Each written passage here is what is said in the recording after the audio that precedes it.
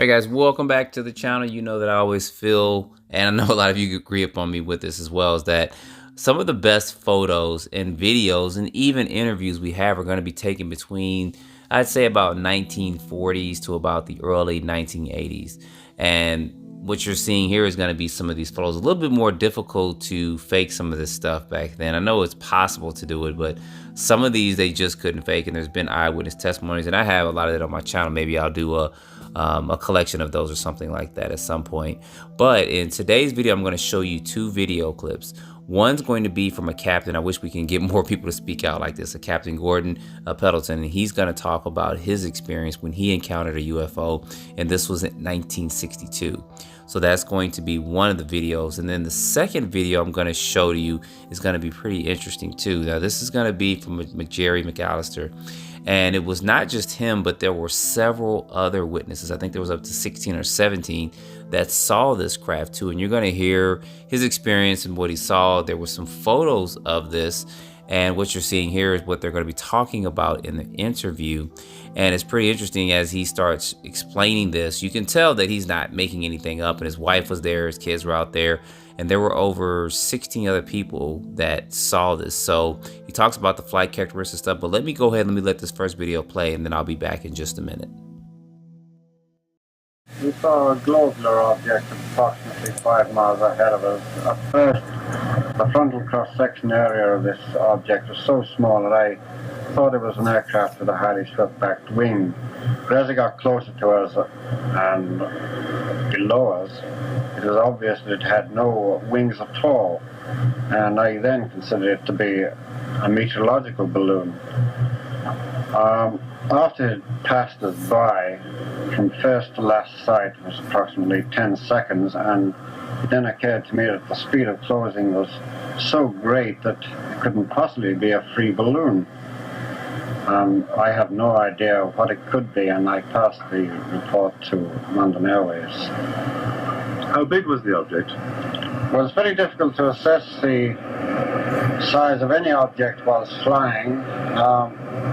All I can say, the closest I can get to it is that it was smaller than a Viscount. Was it traveling at any great speed? Well, the closing speed of both the object and my own aircraft was up in the region of 1,000 miles an hour, which means that the object itself must have been doing at least 600 to 700 miles an hour. Were there any windows in it? Not to my knowledge, no.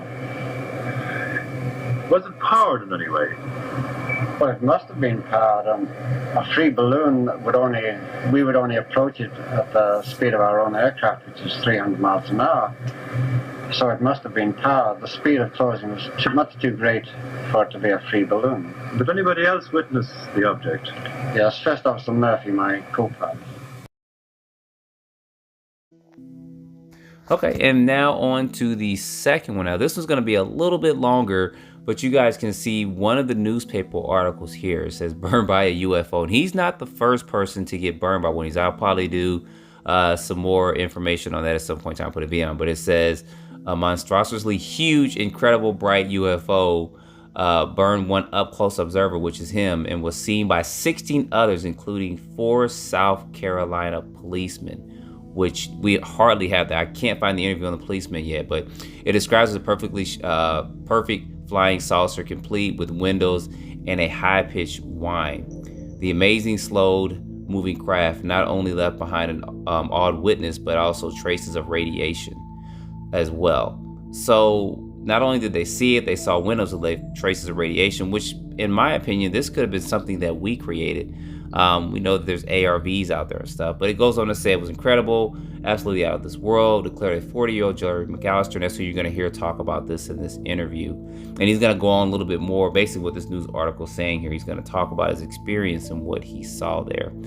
So it's interesting because he's also got some photos and stuff too that he's going to talk about. And as I mentioned earlier, he's going to talk about some of the flight characteristics. And this resembles the McMinnville UFO that was spotted about 15-20 years before this. But let me go ahead, let this play, because it's going to be pretty interesting. There's a couple of photos they'll show in here, and then I'll be back in just a minute, because they even had someone draw a photo or illustration of what they saw too. So let me let this play and I'll be back in just a minute. The helicopter crashing here in the backyard, and I woke up and the whole entire inside of my house was lit up real bright and outside real bright.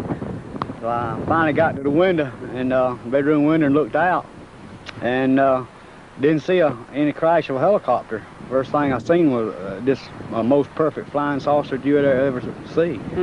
And I never believed in them, but I seen that one, I believe in them now. But it was over the whole structure of these pine trees here. Where? Right here. It was about 70 foot in circumference, approximately 2 stories high. I viewed it for approximately 3 minutes. But in turn, I had a broke leg, and I grabbed one of my crutches and finally hit my wife in the leg and got her awakened, and she got to the window and she said, oh my gosh, how beautiful. And so it was sitting there hovering over these pine trees, and as it was hovering over the trees, it was still floating, just up and down motion, clockwise, just like that. Oh. Then when it got ready to leave, it just turned up, tipped up on edge, and just went off like a streak of lightning. The saucer landed in his front yard, came down in his front yard. They went to his house, and he drew this sketch. Yeah. And about an hour and a half later, the Easley Sheriff Department called me and asked could they come down and me draw a sketch of the saucer that was here in the backyard. I said sure. So they came down, approximately an hour and a half. I drew this sketch here of the saucer. Yeah. And not even seeing this, I drew mine, they compared it, and you see how close they are. Right. And they didn't even, I didn't even know that they had a sketch that he drew. We didn't know nobody else had seen it. Didn't even know anyone else had seen it. There were 17 people in all. 17 people gathered here before Counting the thing the deputy sheriff, 4 deputy sheriffs, and our family, and those neighbors and the next door neighbors. There's 17 people in all. Daybreak came at 5 after 7. That's when it got up yonder real high, and it was still bright. And then all of a sudden, it left and it was cloudy like. Just in this area. Just in this area about through there, from where it left, it was cloudy as it could be, just like it's coming up a rainstorm. Was there any odor or smell of any kind? No smell, no odor, no smoke. These trees, nothing moved when it was there or when it left. Everything was perfect. I guess that's the reason we wasn't scared. I could see windows, but the windows were black. Black? It was just all white, and the windows was blacked out, it looked like. Have you seen the UFO before? No, sir. Have you heard of that, the story? Yeah, the story? I read magazines all the time. What you're interested in? She is. Yeah. She's the only one that's ever believed in them or liked to read about them. And my sister, she reads about them and she loves it and she believes in it. We'd make fun of her, and she would give Nancy her books, you know. She'd buy the UFO magazines, and I always give it to me after she finished with them. And I'd read them, I'd say, Mama, look at this, you know. She said, oh, I ain't fooled with that. I don't believe that stuff. I didn't. How about you yourself? This was the first time. I see. And before then, I didn't believe in it. No, sir. How about you? No, I didn't believe in them. Like I tell you, I didn't believe they even sent the men to the moon. I never could get it in my mind and believe that mess. But I believe it now. And this saucer here, it didn't come from the United States. We brilliant, but I don't believe we're that brilliant to have something that beautiful. Not a structure like this was. I believe it comes from another planet.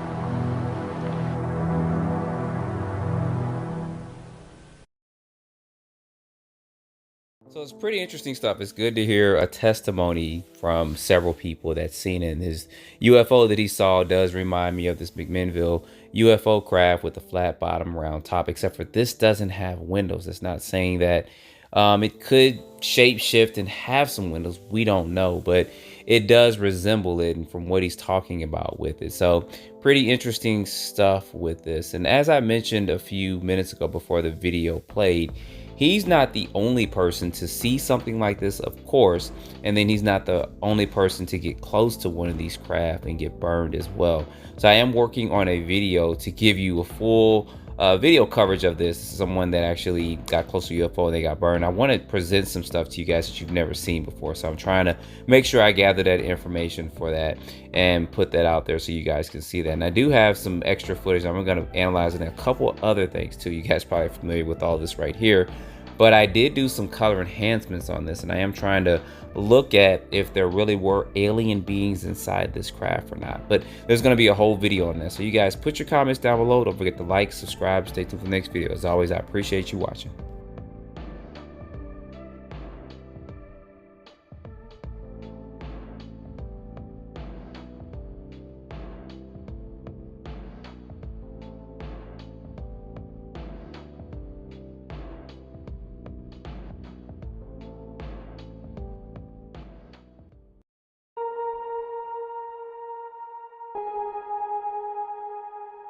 you.